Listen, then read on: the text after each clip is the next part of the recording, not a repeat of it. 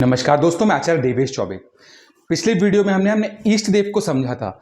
ईष्ट देव को fifth house से देखते हैं। आज हम बात करेंगे कारक और मारक ग्रह की।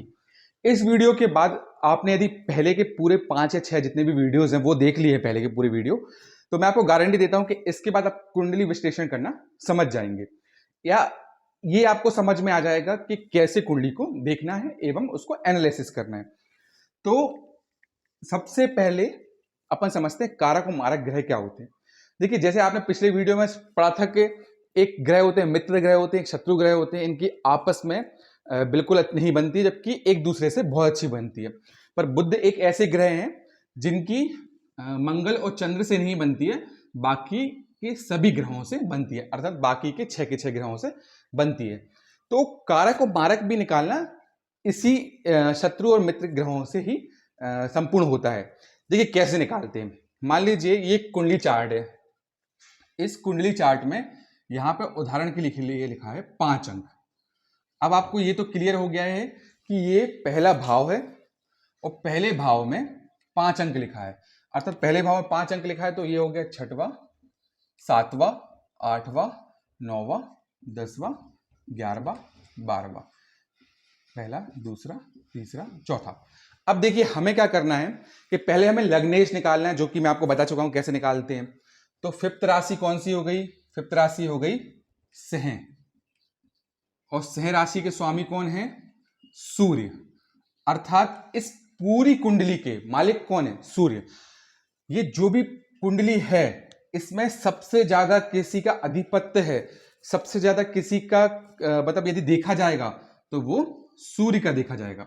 तो इसमें सबसे इंपॉर्टेंट जो है वो है सूर्य। सूर्य यहां पे हो गए कौन? कारक ग्रह। कारक ग्रह मतलब ये अच्छा ही फल देंगे क्योंकि ये लग्नेश है। देखिए बाद में अपन बात करेंगे कि यहां पे कौन से ग्रह बैठे हैं, क्या है, क्या नंबर है, क्या चीजें हैं। आपको अभी कुंडली विश्लेषण समझ में आ जाए कि मैं समझाना क्या चाह रहा हूं। यहां पे हो सकता है सूर्य के साथ आपके यहां शनि भी लिखा हो, पर वो एक अलग चीज है, वो अपन बाद में उसको समझेंगे कि वो क्या होता है।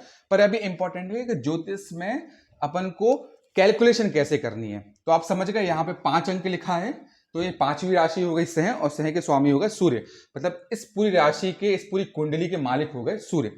उदाहरण के लिए और एक और ले लेते हैं। यहां पे लिखा है मान लीजिए 12 अंक, ठीक है।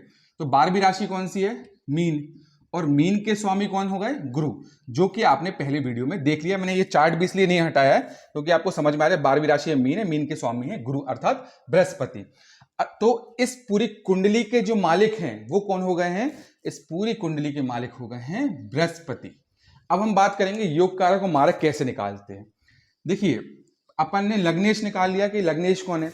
आपको एक बार पता चल गया कि जैसे यहां पे 5 अंक लिखा था, तो सूर्य यहां पे लग्नेश है, राइट। ये आपके लग्नेश हो गए। अब सूर्य के जो मित्र होंगे, सूर्य के जितने भी मित्र होंगे वो कौन होंगे? सूर्य के, वो इस ज्योतिष कुंडली के हिसाब से कारक ग्रह होंगे। उदाहरण के लिए सूर्य के गुरु मित्र हैं। यहां पर अभी बात करें बुध की, तो बुध भी सूर्य के मित्र हैं। यदि हम बात करें सूर्य के मित्रों की, तो चंद्र भी सूर्य के मित्रों में आते हैं, और मंगल भी सूर्य के मित्रों में आते हैं। तो यदि अपन कारक ग्रहों की बात करें, तो जो इनके मित्र हैं, सूर्य के मित्र हैं, या जिनका सूर्य से अच्छा संबंध है, वो कारक ग्रहों में आएंगे। अब अपन बात करते हैं मारक की। तो मारक में कौन आएंगे? मारक में आएंगे शनि, राहु, केतु और शुक्र। क्यों? क्योंकि ये सूर्य से इनका उतना अच्छा संबंध नहीं है। अब उदाहरण के लिए अपन एक और चीज समझ लेते हैं कि मान लीजिए आपके फर्स्ट हाउस में, यहां पर फर्स्ट हाउस में लिखा है 10 अंक, 10 अंक लिखा है, ये फर्स्ट हाउस है, ठीक है। तो 10वीं राशि कौन सी हो गई? मकर। मकर राशि के स्वामी कौन है? शनि। तो इस पूरी कुंडली के मालिक कौन हो गए? इस पूरी कुंडली के जो मालिक हैं वो हो गए हैं शनि, और शनि चूंकि न्याय के देवता भी कहलाते हैं, तो इस पूरी कुंडली के मालिक हैं शनिदेव, जिनको हम लग्नेश भी बोलते हैं। तो आप ऐसा भी समझ सकते हैं कि लग्नेश कौन है? तो जो लग्नेश के मित्र होंगे, लग्नेश के जो भी मित्र होंगे वो इस कुंडली में कारक होंगे, अर्थात कारक अर्थात अच्छा फल देंगे, और मारक मतलब या तो सामान्य फल देंगे या बुरा फल देंगे। तो अब जैसे इस कुंडली के अपन बात करें, शनि यहाँ के कारक हो गए, तो शनि के मित्र कौन है? शुक्र मित्र है, राहु मित्र है, केतु मित्र है। फिर हम बात करें बुद्धि की, तो बुद्धि भी शनिदेव के मित्रों में से आते हैं। तो ये कहीं ना कहीं इस कुंडली में अच्छे ग्रह कहलाएंगे, अच्छा फल देंगे। और वहीं पर हम मारक की बात करें तो मारक में गुरु हो गए, फिर क्या बोलते हैं, मंगल हो गए, सूर्य हो गए, चंद्र हो गए, ये कहलाएंगे मारक। अर्थात ये उतना अच्छा फल नहीं देंगे या सम फल देंगे। सिंपल सी भाषा में समझ लीजिए, कारक वह ग्रह हैं जो आपकी कुंडली में अच्छा फल देंगे, मारक वो ग्रह हैं जो कुंडली में या तो अच्छा फल नहीं देंगे या सम फल देंगे, मतलब ना तो अच्छा ना बुरा। अब वो कोई भी हो सकते हैं, पर जरूरी नहीं है कि आप, जैसे एक चीज ऐसे समझ लीजिए कि हो सकता है आपके कारक शनि हो, पर शनि कुंडली में ऐसी जगह पे बैठ गए हैं जहां पर उनका फल बहुत, वो हमेशा बेकारी फल देंगे। तो भले वो कारक होंगे पर या तो वो सम फल देंगे, अर्थात बिल्कुल कोई ना अच्छा ना देंगे ना बुरा देंगे, और या फिर हो सकता है बुरा फल दें।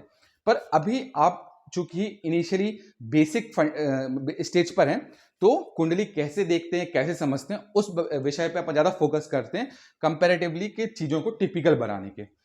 तो आपने कारक और मारक ग्रह समझ लिए हैं, तो अब हम समझेंगे कुंडली विश्लेषण के लिए क्या करना चाहिए। तो यदि आपको मेरा ये वीडियो अच्छा लगा तो कृपया शेयर, सब्सक्राइब और लाइक जरूर करिएगा। और कुछ भी आपको डाउट्स रहे या कुछ भी पूछना हो तो मुझे आप कमेंट के थ्रू या टेक्स्ट के थ्रू पूछ सकते हैं। धन्यवाद।